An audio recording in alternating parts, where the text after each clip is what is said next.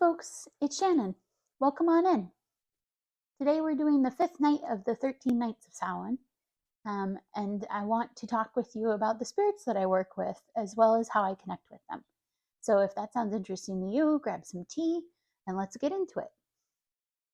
So, Samhain, the veil thins, right?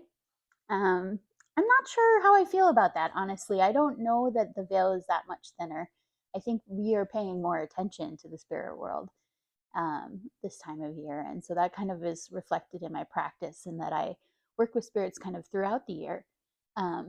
Though it does feel a little bit more special at Samhain sometimes because just because of the witchy like atmosphere and the time of year and the way that the seasons are changing and all of that good stuff. I wanted to talk about the spirits that I work with and how those relationships have evolved over time. I think of the spirits that I work with in a couple of groups. One is the goddesses that I work with. The next is my ancestors. After that is my spirit guides, and not after. Let me be clear. Like, love all of these parts of my spiritual helper team, and also plant spirits that I work with. So I figured we could spend a little bit of time talking about each of those and kind of how I connect with them and why I connect with them.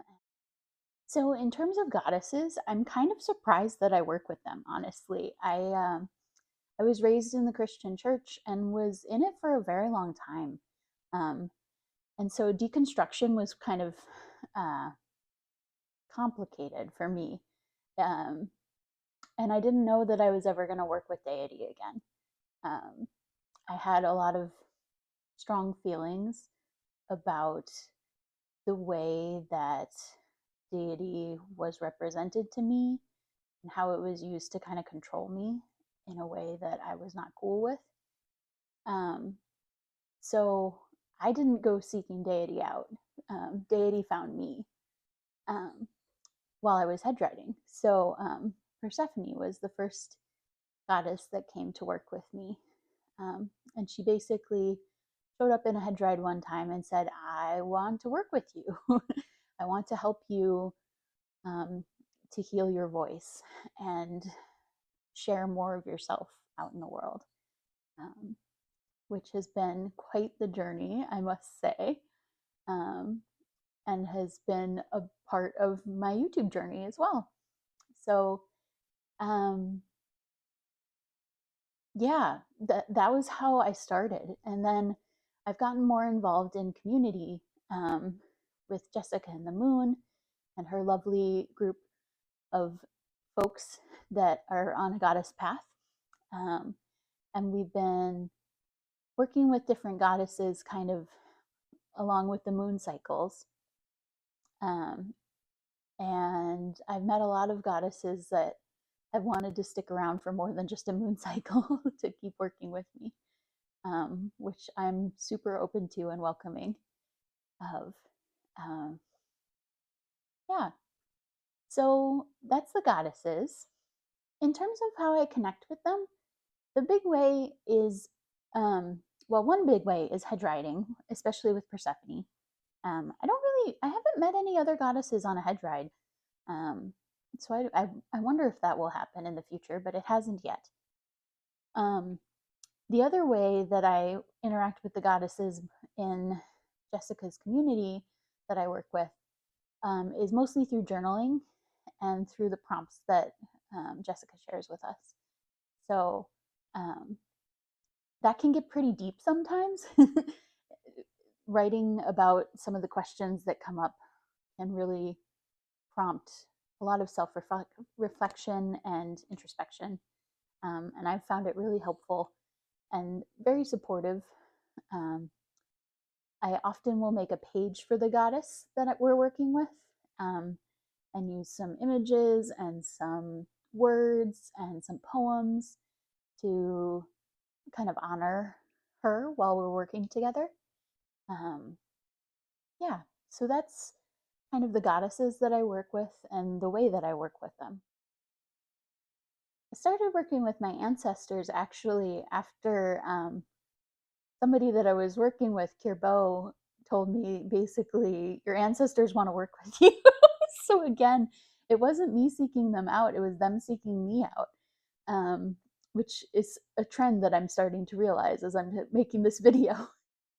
Anyway, they told me that they wanted me to make an altar and that they wanted me to get in touch with them and be more connected to them. So I did.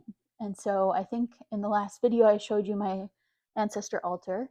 I work with kind of ancestors of blood, of place, of time, of like similar interests. So it's kind of a broad definition of ancestors, and it includes my grandpa, who we've talked about a couple times now, who is probably the most dear to me of the people that I know that have passed on. Yeah, so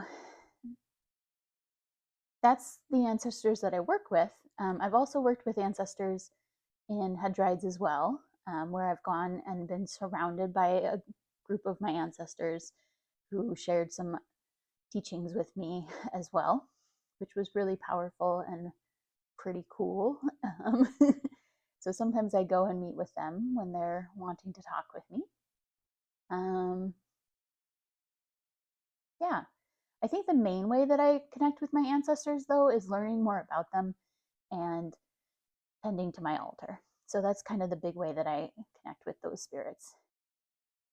Next is my spirit guides, and I think I talked about these the most on my channel before because they're directly involved in my hedrides, but not just my hedrides. So I met them hedriding. Again, they kind of presented themselves to me, each of them at the right time, and stepped forward and said that they wanted to be a guide for me. And I kind of asked them if they wanted to be guides too, as soon as I met them, because I was pretty excited to be talking with spirits. Yeah, anyway, so met them all hedriding, but do a bunch of different things to try and connect with them.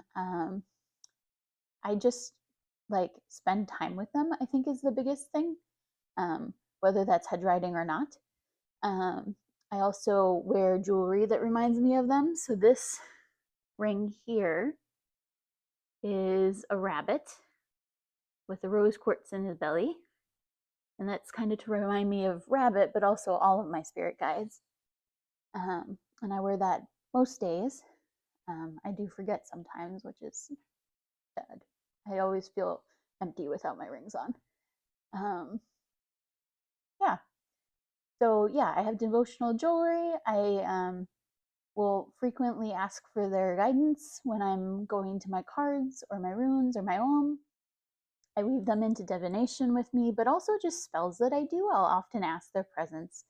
At the little charm that I say when I call the quarters includes my spirit guides as well as my goddesses and my ancestors and the elements. And the final spirits that I work with are plant spirits. And that is usually through tea or through other herbal preparations that I make.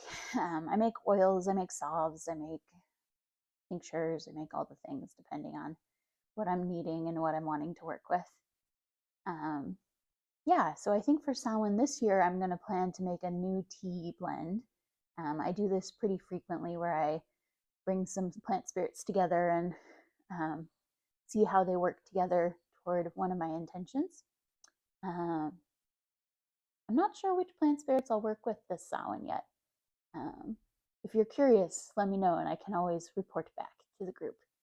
But yeah, usually it's through tea and just spending time together, kind of like I've talked about before with other spirits. So those are the spirits that I work with.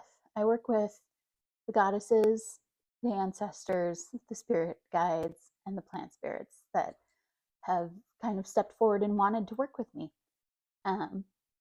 And it's been a lot of fun and kind of weaves into all parts of my magic. But the main ways that I connect with them are spending time together, sometimes offerings, yeah, wearing devotional jewelry,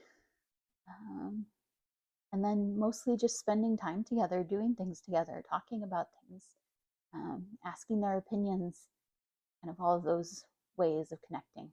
Um, some of that's while I head ride, and sometimes that's while I'm just about in the normal world. Um, yeah, so I hope this was interesting. I'm fascinated in spirits and would love to hear how you work with them, if you do at all. Um, I love hearing about that side of people's practices and never tire of it. So feel free to drop as much information as you're comfortable sharing down below. Um, and with that, I think we'll wrap things up. I hope that you have a lovely fifth night of Samhain, and I will see you again tomorrow.